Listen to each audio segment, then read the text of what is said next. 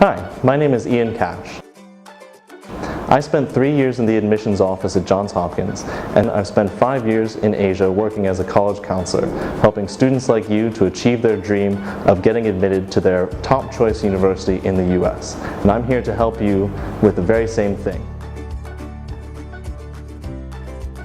In this video, we're going to talk about how to get started with your search for a university in the United States.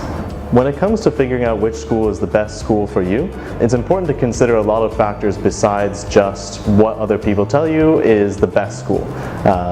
It's even important to consider factors besides just the academics, right? So you want to think about where you want to live for the next 4 years and what kinds of people you want to be around, instead of just, what's the most impressive sounding name you can put on top of your resume. I usually tell students not to worry about school rankings. When it comes to picking your university, it's about choosing the best university for you, not the best university.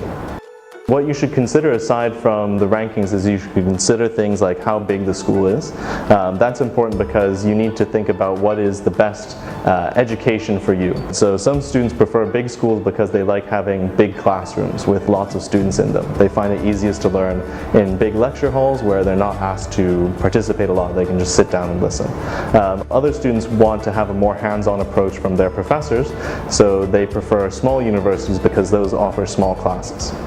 Besides that, you might also want to consider things like geography. So do you want to live in a city, or are you okay with living outside the city in the suburbs or in a rural area? You also might want to think about, do you want to live somewhere warm or cold? Do you want to live somewhere with 4 seasons or with no seasons? These are all important things to consider alongside of the rankings or the academic reputation of a school.